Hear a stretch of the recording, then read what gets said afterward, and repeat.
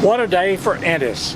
Thanks for dropping by to the Ennis Railroad and Cultural Museum.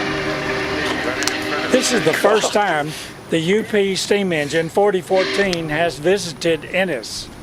Although these tracks are no strangers to steam engine service, dating back into the 1870s.